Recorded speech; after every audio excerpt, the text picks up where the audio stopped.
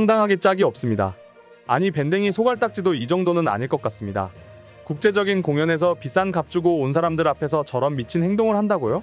최근 세계적인 여자 소프라노가 한국에서 공연을 한 후 커튼콜에서 야유가 나오자 그대로 퇴장하는 황당한 사건이 벌어졌는데요. 이 소프라노는 공연 중 상대 역인 한국인 남자 테너가 앙코르를 하고 인기가 많자 불만을 품고 한 행동으로 밝혀져 전 세계적인 비판을 받고 있습니다. 심지어 이 소프라노의 경우 없는 행동은 이번이 처음이 아니라고 하는데요. 해외에서는 이 소프라노의 행동을 지적하는 한편 한국이 낳은 세계적인 소프라노 조수미의 대단한 인성을 다시 재조명하고 있습니다. 과연 무슨 일이 벌어지고 있는지 지금부터 자세히 알아보겠습니다. 오늘도 귀한 시간 내서 방문해 주셔서 감사합니다. 구독과 좋아요는 영상 제작에 큰 힘이 됩니다. 최근 세종문화회관에서 오페라 토스카 공연 중 주인공 토스카 역을 맡은 소프라노 안젤라 게오르규가 마지막 커튼콜 무대에 오르지 않아 논란이 되었습니다. 게오르규는 마지막 3막 공연 중 카바라도시 역의 테너 김재영이 유명한 아리아 별은 빛나건만을 앙코르로 2번 부르자 이에 불만을 표하며 공연 중 난입한 것인데요. 심지어 공연이 끝난 후 관객과 인사도 거부하면서 세계적 소프라노라는 명성에 어울리지 않는 행실을 보여줬습니다. 세종문화회관 산하 단체인 서울시 오페라단은 이탈리아 작곡가 자코모 푸치니의 서거 100주년을 기념해 최근 푸치니의 대표작 중 하나인 토스카를 공연하는 중이었는데요. 여주인공 토스카 역의 세계적 소프라노인 루마니아 출신의 게오르규를 초청했습니다. 게오르규는 지난 5일과 이날 두 차례 무대에 올랐죠. 관객들도 세계적인 소프라노를 볼 생각에 한껏 들뜬 마음이었지만 이날의 미친 행동에 적잖이 충격을 받은 상황이랍니다. 시대를 풍미했던 소프라노지만 어떻게 한국에서 이런 무례를 범할 수 있는지 이해가 가질 않는데요. 사건의 발달은 이렇습니다. 공연 중 토스카의 연인 카바라도시 역의 테너 김재영에게 관심이 쏠린 것인데요. 1막 카바라도시 대표 아리아 오묘한 조화가 끝난 뒤 객석에서는 우레와 같은 환호성이 터져나왔고 앙코르를 외치는 관객들도 많았습니다. 급기야 3막에서는 김재영이 별은 빛났건만을 부른 뒤에는 1막에서보다 더 큰 환호성이 터져나왔고 지휘자는 한참 동안 객석의 환호가 잦아들기를 기다리다 결국 앙코르로 한 번 더 별은 빛나건만을 연주했습니다. 그러나 문제는 여기서 터졌습니다. 질투를 했던 걸까요? 게오르규는 김재영이 두 번째 별은 빛나건만을 부르는 중 무대에 난입했습니다. 무대 오른편에서 등장한 게오르규는 두 팔을 들어 올리며 황당하다는 듯한 태도를 취해 지휘자는 물론이고 관객들도 깜짝 놀라는 눈초리였는데요. 한동안 무대 귀퉁이에서 서성이던 게오르규는 결국 무대 중앙 쪽으로 발걸음을 옮기며 거듭해서 익스큐즈 미라고 했고 이어서 이 공연은 독창회인 리사이틀이 아니다라고 말한 뒤 무대 밖으로 사라졌습니다.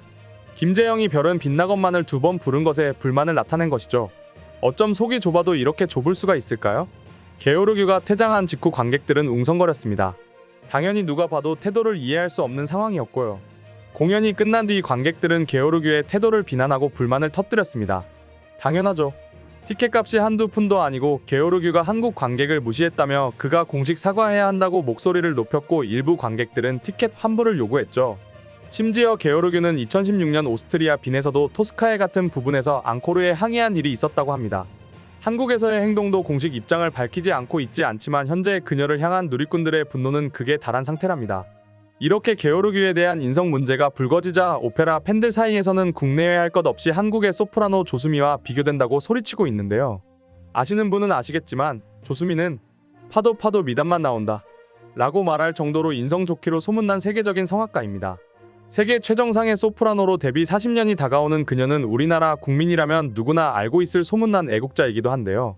그런데 애국자로 소문난 그녀가 알고 보니 지휘자들도 반한 인성의 소유자였다고 합니다.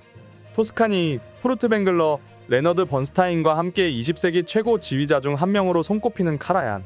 완벽주의자로 유명하고 절대의 권위를 자랑하던 그는 조수미의 열렬한 팬입니다. 카라얀은 한 번은 오디션 자리에서 조수미를 오페라 가면무도회의 중요 배역으로 캐스팅하기도 했죠. 오페라 불모지인 한국에서 온 그녀에게 내 목소리는 신이 내린 최고의 선물이다 라고 찬사를 하던 카라얀은 유럽에서 조수미의 재능을 알아본 첫 번째 인물이었습니다. 그리고 그의 말대로 조수미는 세계적인 소프라노로 수십 년간 활약하며 이름을 빛낼 수 있었는데요. 훗날 조수미는 카라얀과의 첫 만남을 회상하며 이렇게 말합니다. 유학 시절 자신의 방에 카라얀 포스터를 붙여두고 매일 아침 저녁으로 인사를 하곤 했는데 그를 실제로 만나게 될 거라곤 상상도 못했다고요. 오죽하면 눈앞에 그가 있다는 사실이 믿기지 않아 카라얀에게 머리카락 좀 만져봐도 되냐고 물어봤다고도 하죠. 두 사람의 특별한 인연은 카라얀이 세상을 떠날 때까지 계속됐다고 합니다. 클래식 팬들은 조수미의 밝고 건강한 인성과 탄탄한 실력이 카라얀을 사로잡은 매력이라고 말합니다. 그런데 카라얀은 조수미 이전에도 한국을 알고 있었다고 하는데요. 한국을 대단한 나라라고 말한 데에는 특별한 이유가 있었습니다. 조수미를 만나기 몇 년 전 카라얀은 한국의 초청을 받아 방문한 적이 있습니다.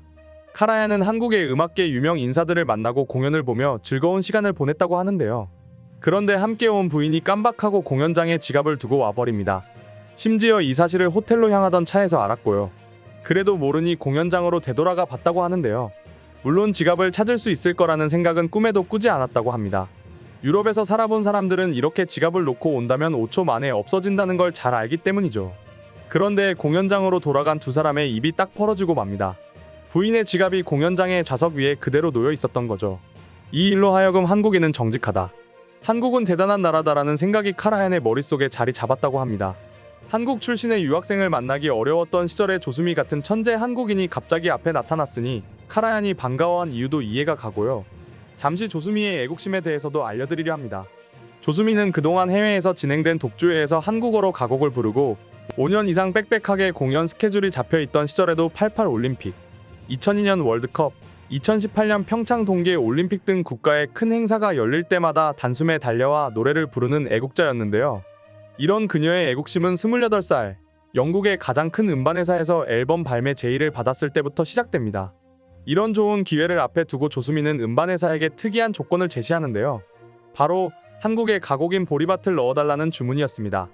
음반사 직원들은 생전 들어본 적도 없는 생소한 곡을 그녀가 언급하자 깜짝 놀랍니다. 그러면서 아무리 조수미라 할지라도 자신들이 모르는 노래는 넣을 수 없다고 거절하는데요. 우리의 조수미는 미련 없이 그 자리에서 일어나죠. 그러자 조수미의 애국심과 배포에 반해버린 음반사 사장은 흔쾌히 그 제안을 다시 수락했다고 합니다. 여기에 조수미는 부탁 하나를 더 추가합니다. 바로 보리밭을 영어가 아닌 한글로 인쇄해 달라는 놀랄만한 주문이었죠. 이런 과정 덕분에 우리의 가곡 보리밭이 조수미의 음반에서 찾아볼 수 있는 건데요. 한류 열풍으로 세계가 들썩거리는 요즘이 아닌 무려 30년도 전 일입니다. 오늘 영상 어떠셨나요? 게오르기와 같은 성악가가 있는 반면 한국에는 조수미와 같은 자랑스러운 성악가도 있다는 게 참 다행이라는 생각이 듭니다. 오늘도 시청해 주셔서 감사합니다.